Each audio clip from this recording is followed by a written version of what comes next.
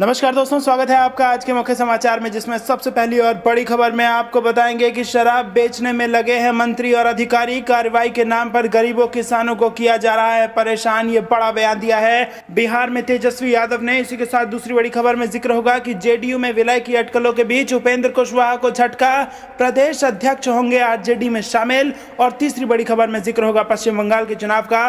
बंगाल के रण में नीतीश कुमार को झटका, वोटिंग से पहले ही जेडीयू के 3 कैंडिडेट हो गए आउट। दोस्तों, हर एक खबर की गहराई में आपको ले जाएंगे, लेकिन उससे पहले अगर आप भी देश के किसानों के साथ खड़े हैं तो आप अभी इस वीडियो को लाइक कीजिए और इस लाल बटन को दबा के चैनल को फ्री में सब्सक्राइब करके घंटी बजाकर कमेंट में लिखिए जय हिंद। दोस्तों, रुक करते हैं तमाम बड़ी खबरों की तरफ।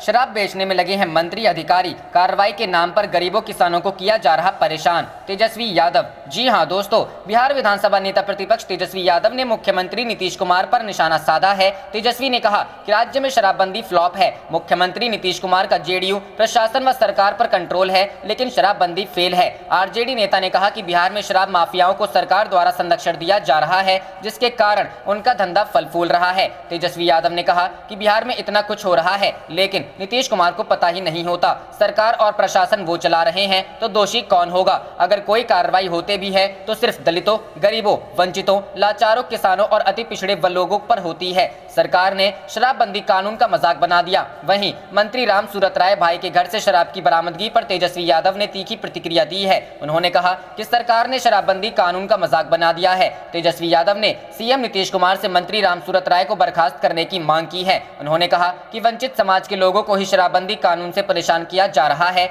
उन्हें जेल भेजा जा रहा है, जबकि मंत्री और अधिकारी शराब बेच रहे हैं। उन्होंने कहा कि शराब के मामले में आज तक किसी भी बड़े आदमी पर कार्रवाई नहीं होती। तेजस्वी ने आरोप लगाया कि बिहार सरकार के 64% मंत्री दागी हैं, साथ ही मंत्री और विधायक ही शराब कारोबार में लिप्त हैं। उन्होंने कहा कि एक मंत्री के भाई के स्कूल से शराब बरामद हुई, उस मामले का क्या कार्रवाई हुई ये किसी को नहीं पता। तेजस्वी ने कहा नीतीश कुमार बेबस, कमजोर, मजबूर और थके हुए मुख्यमंत्री हैं। मैं ये मानता हूं कि देश में इनसे कमजोर कोई दूसरा मुख्यमंत्री नहीं है। वहीं मुकेश सहनी पर तंज कसते हुए तेजस्वी यादव ने कहा कि बिहार सरकार के एक ऐसे भी मंत्री हैं जो अपनी जगह भाई को सरकारी कार्यक्रम में भेज देते हैं और उन्हें वीआईपी ट्रीटमेंट मिलता है। तेजस्वी ने कहा कि पिछले बार विधानसभा की शुरुआत हुई तो मेवालाल चौधरी को मंत्री बनाया गया था, लेकिन सीएम को जानकारी तक नहीं थी और उन्हें मंत्री बना दिया गया। उसके बाद हम लोगों ने उनके बर्खास्त करने की मांग की तो उनको हटाकर अशोक चौधरी को बनाया गया। अशोक चौधरी के खिलाफ सबूत भी थे, लेकिन फिर भी कार्रवाई नहीं की। रुक करते हैं अगली खबर की तरफ। बिहार जेडीयू में विलय की अटकलों के बीच उपेंद्र कुशवाहा को झटका,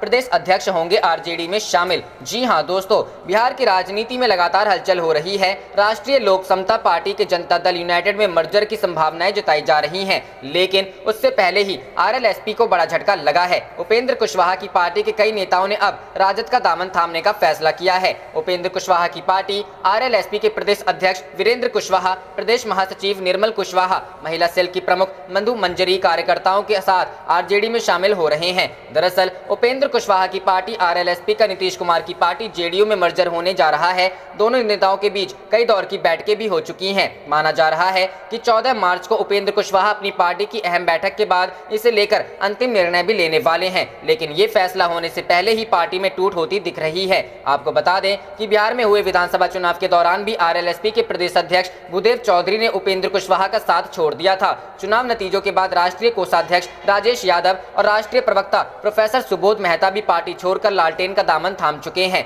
बीते महीनों में उपेंद्र कुशवाहा की पार्टी में जबरदस्त टूट हुई है, जो अभी तक जारी है। ऐसे में लगातार लग रहे इन झटकों का मर्जर पर क्या असर पड़ता है, ये देखने वाली बात होगी। गौरतलब है कि यूं तो नीतीश कुमार और उपेंद्र कुशवाहा का साथ लंबा रहा है, लेकिन 2013 में नाराजगी के बाद उपेंद्र कुशवाहा ने जेडीयू छोड़ अपनी अलग पार्टी बना ली थी। हाल ही में हुए विधानसभा चुनाव में भी उपेंद्र कुशवाहा की पार्टी को कोई सफलता नहीं मिली। रुक करते हैं अगली खबर की तरफ। वेस्ट बंगाल इलेक्शन 2021, बंगाल के रण में नीतीश कुमार को झटका, वोटिंग से पहले ही जेडीयू के 3 कैंडिडेट आउट। जी हां दोस्तों, बिहार में भले ही तीसरे नंबर की पार्टी होने के बाद भी जेडीयू राज्य में सरकार चला रही है, लेकिन पश्चिम बंगाल विधानसभा चुनाव में उसे पहले चरण की वोटिंग से पहले ही झटका लगा है। पड़ोसी राज्य पश्चिम बंगाल में पांव पसारने की कोशिशों में जुटी जेडीयू को मुसीबत उठानी पड़ी है। जेडीयू ने पहले चरण की वोटिंग के लिए पश्चिम बंगाल विधानसभा चुनाव में 4 सीटों पर प्रत्याशी उतारे हैं, जिसमें से 3 प्रत्याशियों के नामांकन रद्द हो गए हैं।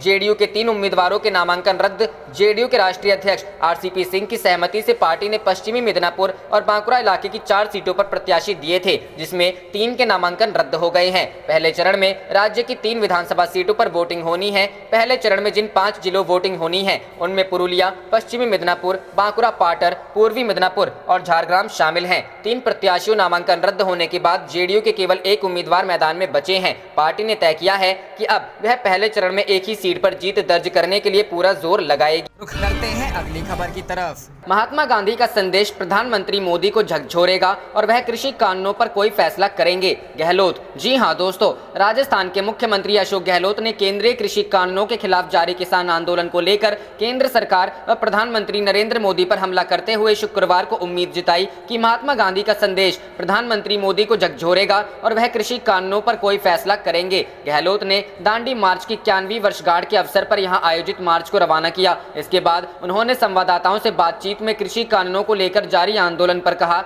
आज के दिन दांडी मार्च के उपलक्ष्य में नरेंद्र मोदी खुद भी साबरमती आश्रम से इसको मार्च रवाना कर रहे हैं। मुझे उम्मीद है कि आज शाम तक गांधी जी का संदेश उनको झकझोरेगा। हो सकता है कि शाम तक वो कोई फैसला करे तो मुझे बहुत खुशी होगी, देशवासियों को खुशी होगी। इसके साथ ही गहलोत ने कहा, यह देश का दुर्भाग्य है कि जिन किसानों ने आजादी की जंग में हिस्सा लिया हो, जो अन्नदाता हो, हम लोग उनके लिए जिद पकड़कर बैठे हैं। मैं बार बार कहता हूं कि सरकारों को कभी जिद नहीं करनी चाहिए। सरकारों को हमेशा नतमस्तक होना चाहिए जनता के सामने, जनता जनार्दन के सामने, मतदाताओं के। केंद्र सरकार अगर इन कानूनों को एक बार वापस ले भी लेती है तो क्या फर्क पड़ेगा। एक बार आप वापस ले लीजिए कानून को, 4 से 6 महीने में आप बुलाकर बात कर लीजिए किसानों से भी, राज्य सरकारों से भी, विपक्ष की पार्टियों से भी, नया कानून लेकर आ जाइए। कुछ नहीं करना है, सिर्फ ये फैसले की बात है जो प्रधानमंत्री मोदी को करना है, सरकार को करना है। उन्होंने कहा, आंदोलन को 4 महीने लगभग होने को आए हैं, क्या अब भी वे इतनी हठधर्मिता दिखाएंगे। संवेदनहीनता की पराकाष्ठा हो चुकी है देश में, पूरा मुल्क देख रहा है। इतना आक्रोश है लोगों के अंदर की कोई कल्पना नहीं कर सकता।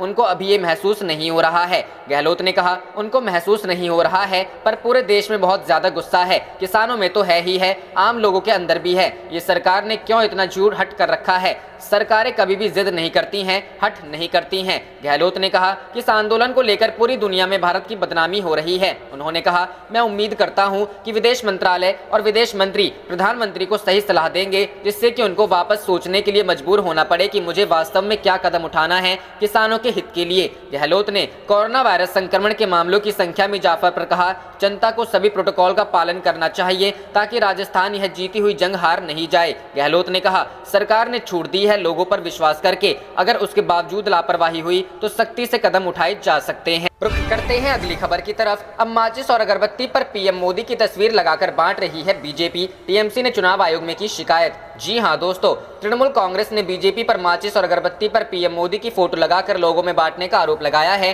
टीएमसी ने इसकी शिकायत भी चुनाव आयोग को की है। बता दें, राज्य में होने वाले विधानसभा चुनाव के पहले राजनीतिक पार्टियां एक दूसरे पर आदर्श आचार संहिता के उल्लंघन का आरोप लगातार लगा रही हैं। सत्तारूढ़ पार्टी तृणमूल कांग्रेस ने चुनाव आयोग को पत्र भेजकर शिकायत दर्ज कराई है। टीएमसी ने आरोप लगाते हुए कहा कि जोड़ा सांको विधानसभा क्षेत्र में भाजपा की ओर से अगरबत्ती और माचिस के पैकेट्स का वितरण मंदिर में हुए हैं, जिनमें प्रधानमंत्री नरेंद्र मोदी, गृह मंत्री अमित शाह, भाजपा नेता जेपी नड्डा की तस्वीर लगी है। तृणमूल द्वारा चुनाव आयोग को भेजे गए शिकायत पत्र में तृणमूल के राज्यसभा सांसद डेरेक ओब्रायन का हस्ताक्षर किया हुआ है। बताते चले कि इससे पहले पिछले दिनों सरकारी विज्ञापन पर सभी जगहों से तस्वीर हटाने का निर्देश दिया था। इतना ही नहीं, कोरोना वैक्सीन सर्टिफिकेट पर से भी पीएम मोदी की तस्वीर हटाने के निर्देश आयोग दे चुका है। रुख करते हैं अगली खबर की तरफ। राहुल गांधी ने कहा, नौकरी की मांग करने पर केंद्र सरकार दे रही है एंटी नेशनल का टैग। जी हां दोस्तों, कांग्रेस के पूर्व अध्यक्ष राहुल गांधी का केंद्र की नरेंद्र मोदी सरकार पर हमला जारी है। जहां एक तरफ राहुल गांधी ने गुरुवार को विदेशी इंस्टीट्यूट की रिपोर्ट का हवाला देते हुए कहा था कि भारत अब लोकतांत्रिक देश नहीं रह गया है, वहीं आज यानी शुक्रवार को उन्होंने बेरोजगारी के मुद्दे पर केंद्र सरकार को घेरने की कोशिश की है। उन्होंने ट्वीट कर लिखा, विद्यार्थियों को नौकरी चाहिए लेकिन सरकार दे रही है पुलिस के डंडे, वाटर गन की बौछार, एंटी नेशनल का टैग और बेरोजगारी। इसके साथ राहुल गांधी ने स्टूडेंट्स वांट जॉब्स यानी विद्यार्थियों को नौकरी चाहिए का हैशटैग भी लगाया है। रुख करते हैं अगली खबर की तरफ। सुप्रीम कोर्ट का फैसला, सरकारी कर्मचारी चुनाव आयुक्त नहीं हो सकते, यह संविधान का मखौल उड़ाने जैसा। जी हां दोस्तों, सुप्रीम कोर्ट ने शुक्रवार को फैसला सुनाया कि देश में कहीं भी किसी भी केंद्रीय और राज्य सरकार के कर्मचारी को चुनाव आयुक्त के रूप में नियुक्त नहीं किया जा सकता। इस आदेश का उद्देश्य चुनाव आयोगों की स्वतंत्रता सुनिश्चित करना है। सुप्रीम कोर्ट कोर्ट ने यह फैसला गोवा सरकार के सचिव को राज्य चुनाव आयुक्त का अतिरिक्त प्रभार देने के मामले में सुनाया है।